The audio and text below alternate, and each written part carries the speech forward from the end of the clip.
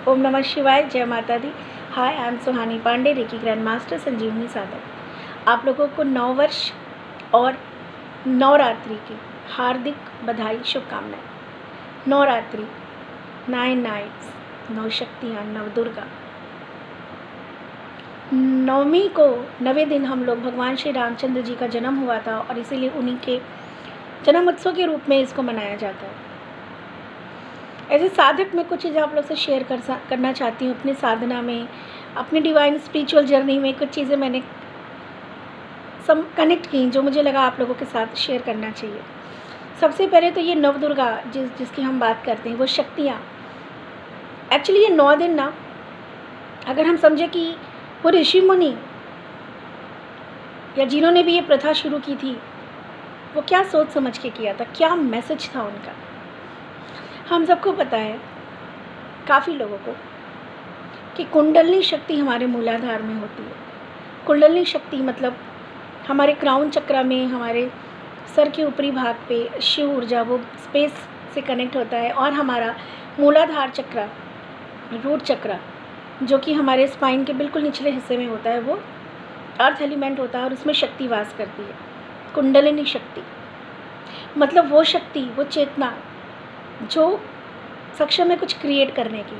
जब तक कुंडलिनी शक्ति को हम ऊपर नहीं उठाते, तब तक हम लाइफ में कुछ भी क्रिएट नहीं कर पाते, मैनिफेस्ट नहीं कर पाते।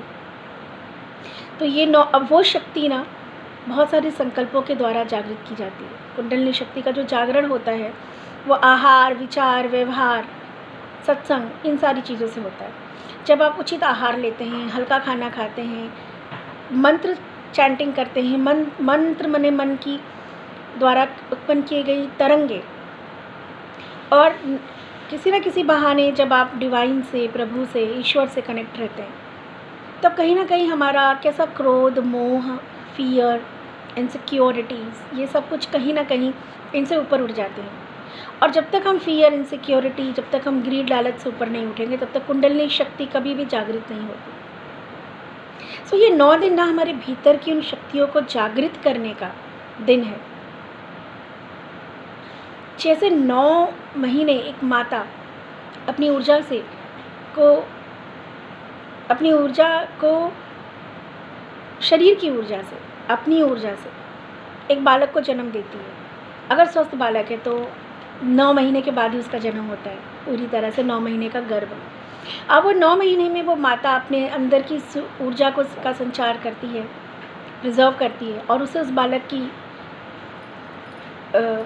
ग्रोथ होती है, और फिर एक नई ऊर्जा इस सृष्टि पे आती है।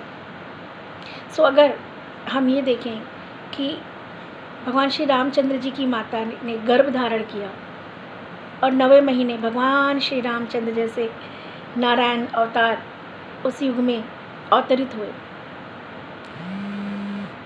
ऐसे ही अगर हमने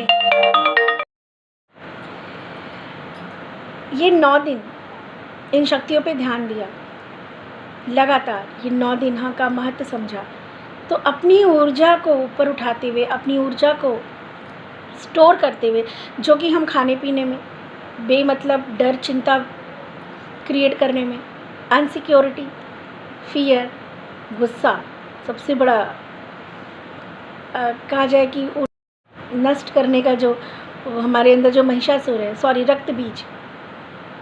अच्छा, दुर्गा सप्तशती तो बड़ा होगा ना आप लोगों ने।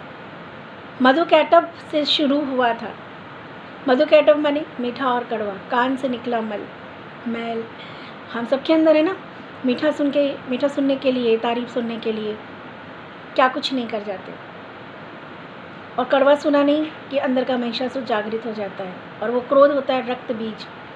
जहाँ जहाँ उसके रक्त गिरते थे, वहाँ वहाँ से एक नया राक्षस उत्पन्न होता था। ऐसे ही हमारा क्रोध भी है, इसकी कोई सीमा नहीं है। क्रोध में कुछ भी कर जाने की कोई सीमा नहीं है। तो जब हम मधुकैटभ, जब हम डर, महिषासुर के ऊपर माता ने जो है सवारी की थी, अभी भी जो है भैंसे पे सवारी दिखाई जाती है।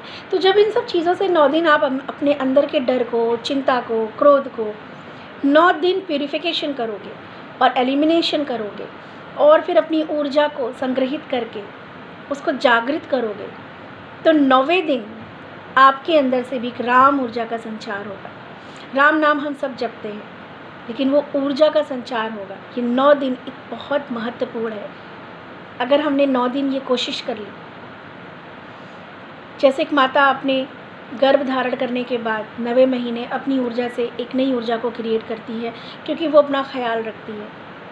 ऐसे ही अगर हमने ये 9 महीने अपना ख्याल रखा, और वो ऊर्जा स्त्री पुरुष सभी के अंदर है, अगर हमने अपना ख्याल रखा, 9 दिन अपनी ऊर्जा को स्टोर किया, पहले तो जागृत किया, स्टोर किया, रिजर्व किया, सो 9वें दिन उस ऊर्जा से एक राम जैसे दिव्य ऊर्जा का आपके अंदर से भी, राम भगवान श्री राम क्या थे? एक कॉन्शियसनेस थे, एक अवेयरनेस थे।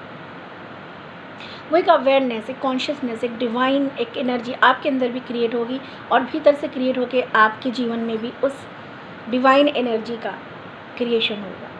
सो ये 9 दिन पूरी तरह से ख्याल रखें, खान पान का, विचार का, आचरण का, वाणी का, व्यवहार का, कर्म का। 9 दिन धर्म के रास्ते पे चले।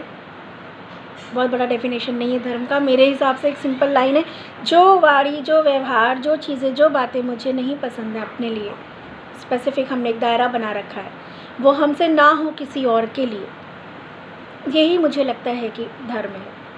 जो हमारे लिए सही है, जो हम नहीं चाहते हमारे साथ हो, वो हम ना करें।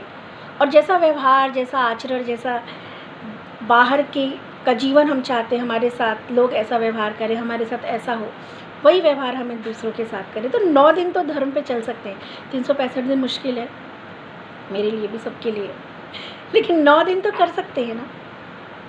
9 दिन आप लोग कुछ ना कुछ मंत्र का जाप करते हैं। हर एक मंत्र की ध्वनि में इतनी शक्ति है, लेकिन फिर हम क्रोध करके, गुस्सा करके, फास्टिंग के नाम पे बहुत ज़्यादा खाना खा के हम सारी एनर्जी फिर वेस्ट करते हैं। सो आशा करती हूँ इस वीडियो के माध्यम से मैंने अपनी कुछ नॉलेज अपनी साधना के स्तर पे जो मैं कनेक्ट कर पाई आप लोगों के साथ शेयर करने में मैं सफल रही होंगी, और कुछ बातें आपको दिल तक लगी होंगी। एक अवेयरनेस आपके अंदर जैसे मेरे अंदर आया होगा। सो जय माता दी। आप सब सुखी रहिए, स्वस्थ रहिए, मस्त रहिए, समृद्ध रहिए।